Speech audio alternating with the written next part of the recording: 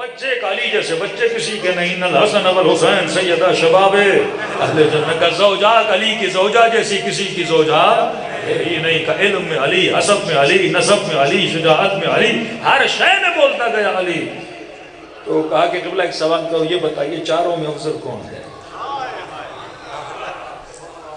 آپ نے علم میں بھی پہلا رکھا، شجاعت میں بھی پہلا رکھا، حسب میں بھی پہلا رکھا، نسب میں بھی پہلا رکھا، چار اکابر امت ہیں، ان میں سب سے افضل کون ہے؟ یہاں پہ کہا دیکھیے ہمارے بڑوں نے کہا ہے، بڑوں کی ایک ترتیب ہے کہ علی بن ابی طالب فضیلت کے اعتبار سے یہاں چوتھے پر ہیں، اور یہ ترتیب ہمارے یہاں بنائی گئی ہے۔ فرماتے خدا کا شکر کرو، خدا نے تجھے عقل مند بنایا۔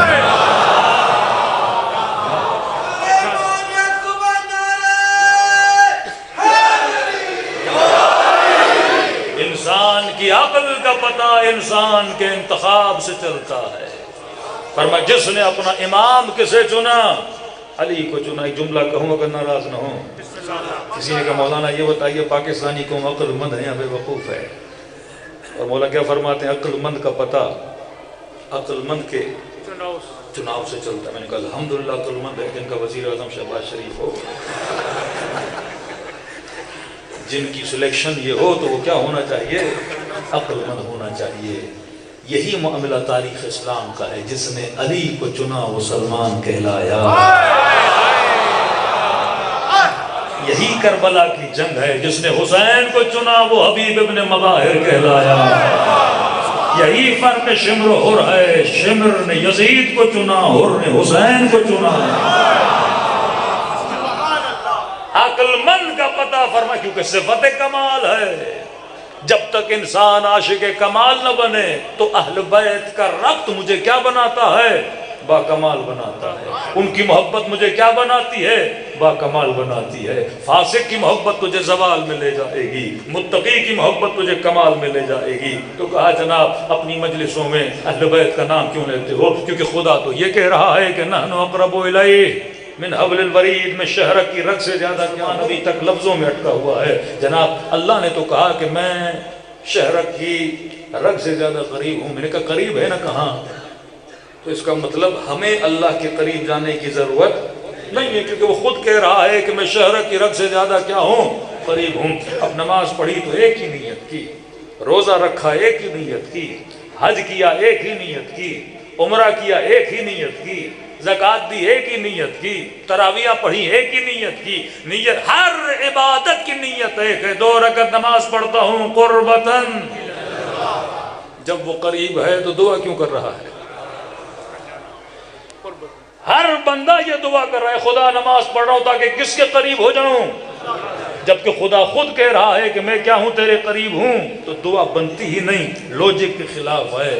فرماتے یہاں قرب سے مراد یہ قرب جسمانی نہیں کہ آپ بولیں اس وقت مائک سب سے زیادہ مولوی کے قریب ہے۔ اللہ اگر جسم رکھتا تو بول سکتے قریب، یہاں قرب سے مراد قرب ہے کہ وہ تو تیرے قریب ہے، لیکن بتا تو بھی اس کے قریب ہے کہ نہیں۔ اب اگر قریب ہونا چاہتا ہے پھر اسے ڈھونڈ جو رب سے سب سے زیادہ کیا ہے؟ قریب ہے۔ ہم نے کہا ہم دلیل لے کر بیان کریں گے۔ ہاں اگر نبی نے اپنی دعاؤں میں علی کا نام نہ لیا ہوتا تو ہم بھی اپنی دعاؤں میں اہل بیت کا نام نہ لیتے۔ اگر اللہ نے نہ کہا ہوتا مجھے محمد کا واسطہ دو، ہم کبھی رسول کا واسطہ نہ دیتے۔ اہل سنت کی کتاب ہے، نام ہے مروج و ذہب، ملتا رسول خدا بیٹھے تھے۔ جس طرح آج سے لوگ آتے ہیں دعا مانگنے کے لیے، نبی کی قبر پہ جاتے ہیں، کربلا جاتے ہیں، اولیاء اللہ کا واسطہ دیتے ہیں۔ جب نبی خود تھے اس وقت امت آتی تھی، کہتے بیمار آیا، پریشان آیا، بے اولاد آیا، قرضدار آیا، یا رسول اللہ آج میرے حق میں دعا کیجئے۔ کہتے نبی جب بھی دعا کرتے تھے، نبی کے دعا کرنے کا انداز ایک تھا۔ کس انداز میں دعا کرتے تھے؟ اہل سنت کی کتاب ہے۔ فرمایا نبی جب ہاتھوں کو بلند کرتے تھے، بیمار کے لیے، پریشان کے لیے، قیدی کے لیے، اسیر کے لیے، جب بھی دعا کی اس طرح سے دعا کی، اللہم ارحم علی فلان بحق علی، اے خدا فلاں پر رحم کر، کس کے صدقے میں؟ علی کے صدقے میں۔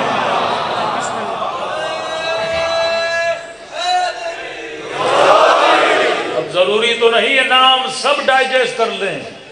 کیا کچھ ایسے تھے جو نبی کے حضور میں بیٹھے تھے، انہوں نے دیکھا پہلا بیمار آیا، کہا بحق علی، دوسرا قرضدار آیا، کہا بحق علی۔ جو بھی آتا ہے نبی جب بھی دعا کرتے ہیں کسی کا واسطہ دیتے ہیں، علی کا واسطہ دیتے ہیں، جبکہ علی گھر میں ہیں، ہم سامنے بیٹھے ہیں۔ کہا کہ یار یہ انصاف نہیں ہے، دیکھو 10 مرتبہ علی کا نام لے لیں، کبھی میرا نام لے لیں، تاکہ ہمارا دل بھی خوش ہو جائے کہ امت کے غریبوں کے لیے جب دعا کی جا رہی ہے تو دوسرے دوستوں کا بھی تو نام لینا چاہیے۔ اس نے کہا دیکھو صبر کر، صبر کا پھل میٹھا ہوتا ہے۔ کہ کیسا صبر کا؟ دیکھ دنیا آتی ہے علی کا نام لیتے ہیں، ایک دن آئے گا جب علی خود بیمار ہو جائیں گے تو مجبوری کی حالت میں یا تیرا نام لینا پڑے گا یا میرا نام لینا پڑے گا۔ کہتے وقت گزرا، واقعہ مکے کا، پھر نبی مدینے گئے، اتفاق سے یہ لوگ بھی بیٹھے تھے۔ امیر المومنین رسول خدا کی خدمت میں فرمایا یا رسول اللہ آج علی کی طبیعت ناساز ہے، ذرا میرے حق میں دعا تو کیجئے۔ تاریخ لکھنے والا لکھتا ہے یہ دونوں ایک دوسرے کو کوہنیاں مارنے لگے۔ ارے وہ دن آ گیا جس کا انتظار تھا، اب دیکھنا یا نبی تیرا نام لے کر دعا کریں گے یا میرا نام لے کر دعا کریں گے۔ لیکن مصطفیٰ نے دعا کے لیے ہاتھوں کو بلند کیا، بڑے عجیب انداز میں دعا کی، فرمایا اللہم ارحم علی علی بحق علی، اے خدا علی پر رحم کر، علی کے صدقے۔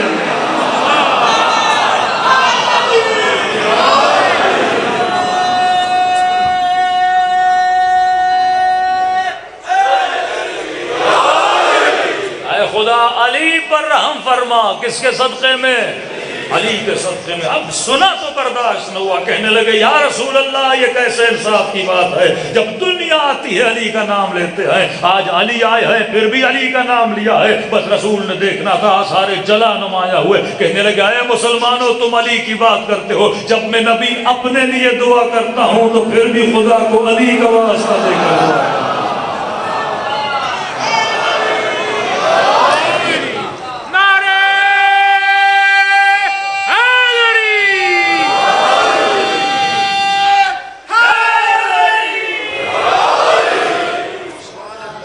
شاعر نے کہا ہر درد کے لبوں پہ سجا ہے دوا کا نام، حاجت سے پوچھ لے کبھی حاجت روا کا نام، اگر تجھ کو یقین نہیں تو آزما کے دیکھ، مشکل کی موت ہے میرے مشکل کشا۔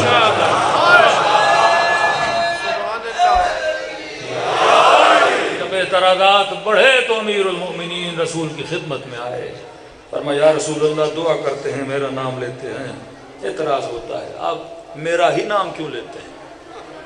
فرمایا علی جب دعا کے لیے ہاتھوں کو بلند کرتا ہوں پوری کائنات کو دیکھتا ہوں، میرے بعد رب کی دربار میں سب سے زیادہ محبوب بندہ کون ہے؟